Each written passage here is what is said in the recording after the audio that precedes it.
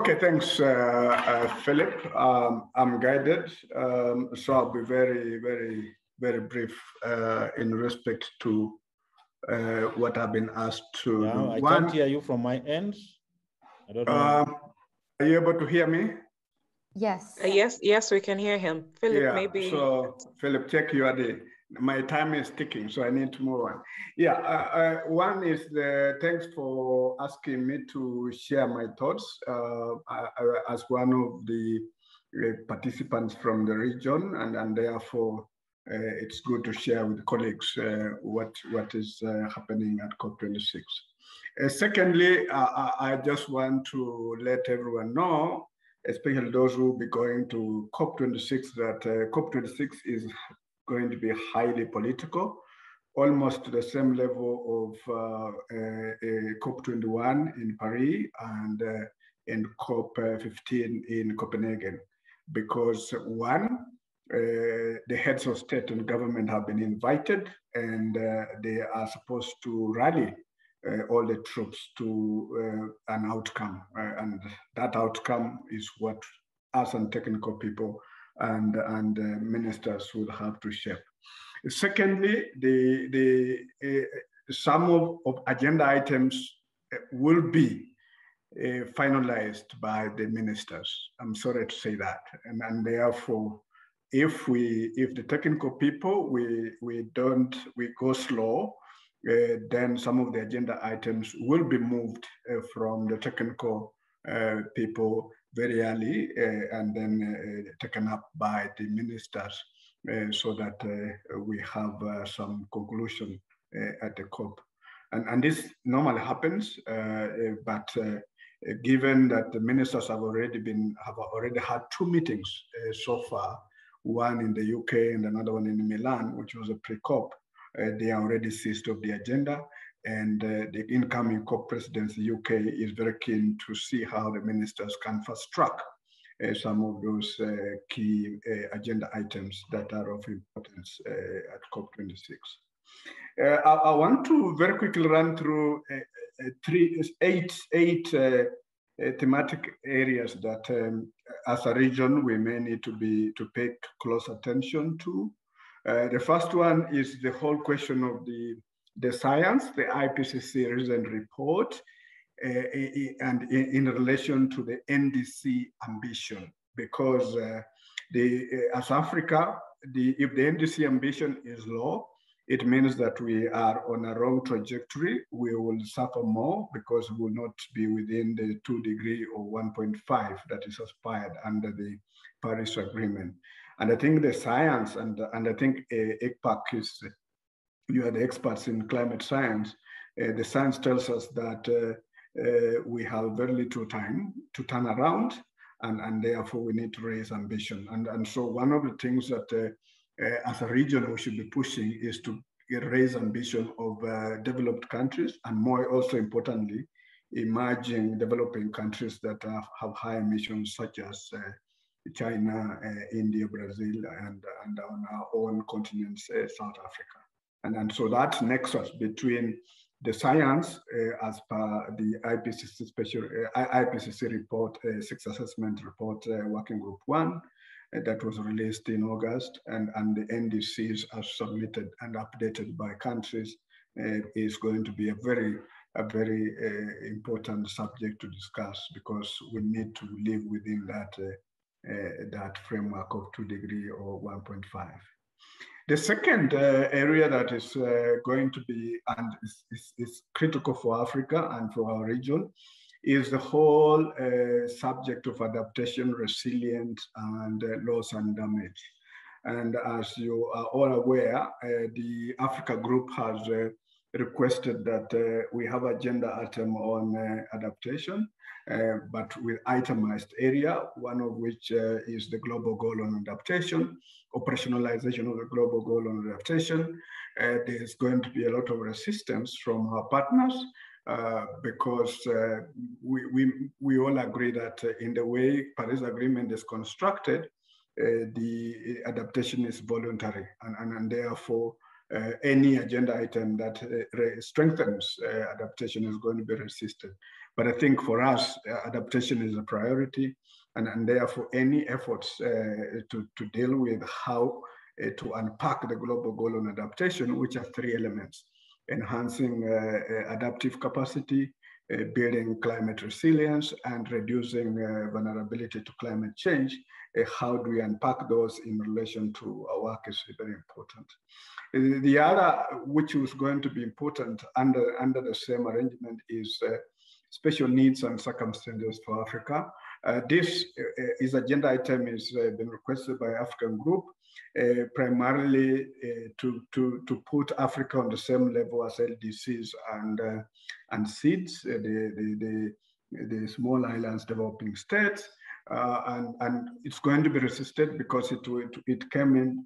It was introduced way back in 2016, and the presidency has been consulting. And the challenge we have is that if you look at the preambular paragraphs, paragraph 5 and 6, they deal with this issue. And generally, all vulnerable countries are recognized pursuant to the convention, but Africa is requiring that we have special recognition given this. And for us to argue this effectively, then we go back to number one: what does the science tell us? What does the evidence tell us? And I think this is where ICPAC, you may be very useful in helping us to have a narrative of evidence that helps us to place serious prime on this particular issue, because indeed Africa is going through very difficult circumstances, and science shows that, and therefore we need to move in that direction. The third area which is going to be of interest and which we must pay a lot of attention is the outstanding rule book agenda items, and that is, for example, Article 6, which is market and non-markets. And here you need to look at Article 6.2, which is cooperative approaches, and which simply means international cooperation between countries and in terms of projects or whatever. And what Africa and G77 are asking is if out of that we could have share of proceeds, a percentage going to the adaptation fund like the CDM was doing. But that has received a lot of resistance, particularly from the US and others, with the argument that if, for example, Sudan has a cooperative arrangement with another country, why should there be a percentage to go to general accounts, and therefore that has been the challenge, and so we expect a lot of resistance. But either way, for us, it will serve as well if we have that share of proceeds, because then we'll increase the amount of money available through the adaptation fund, which we could also access, because we have many countries in our region that will benefit from that. The other one is 6.4, which is the successor of CDM, and as you all remember, Africa generally did not benefit a lot from CDM, and therefore it's important that we need to look at that from that perspective. How do we prepare the rules in a manner that takes into account those key areas where we have comparative advantage, which are normally land-based actions, so that we can benefit. And then 6.8, which is non-markets, is a very interesting area, which simply means we don't want to commoditize the climate actions. And here, the African Development Bank has made a proposal on adaptation benefit mechanism, ABM. You may need to look at that and see to what extent it will help us achieve that. But there have also been some concern that the approach African Development Bank is taking is like equating adaptation to mitigation in terms of accountability, and therefore that may make it very difficult to achieve the desired support for adaptation. But I think we need to have interest in that area because it will help us to address some of the outstanding issues that are affecting us. The number 4 is on climate finance. As you're all aware, this is a very important area for us because we need finance. Almost all our countries in the region have updated their NDCs, and therefore, in terms of resource mobilization, it's high. And as a consequence, therefore, we need to look at how do we access the 100 billion and whether, in fact, developed countries have made 100 billion or are making available that commitment. And number 2, how do we start discussing the success of 100 billion, the target, which is the post-2025. And therefore, discussions about around climate finance and how we access it is going to be very important. The other one is common timeframes, which is, as you are aware, NDCs is supposed to be submitted every 5 years. When the INDCs were submitted in 2015, we had different time frames. Some were for 5 years, some for 10 years, and others for 20 years, 15 years, depending on the national circumstances. And therefore, a decision was made that we needed to have a common time frames as part of the rule book. And therefore, there are options that are very clear. And at technical level, we seem to have reached a dead end. This is one of the agenda items that I know will be moved to the ministers to make choices on those options. And then we have the enhanced transparency framework, which is the Article 30, where we have to use the common reporting tables. And therefore, the G77 and Africa generally have raised concern about the details of those tables and the capacity that is required, which will be necessary for us to be able to fill those forms. Second last is agriculture. Agriculture has been in negotiations for a while.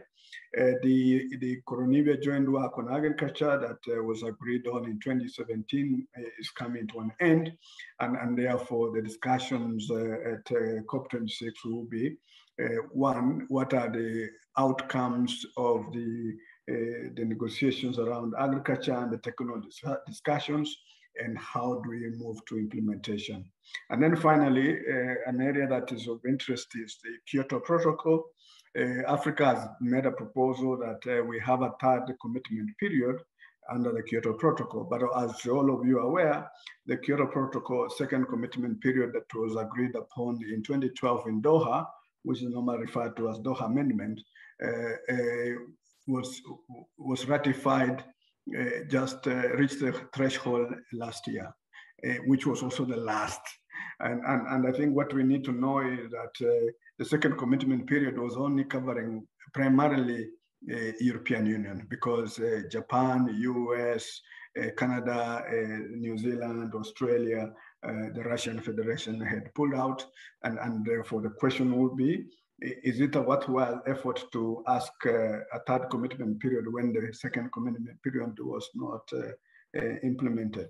But for me, from negotiation perspective, I look at this one being a negotiating strategy to push agreement on rule Article 6, because all the things that we are talking about under the Kyoto Protocol will be taken over under Article 6, and particularly Article 6.4. Thank you very much, Philip, and I want to end there.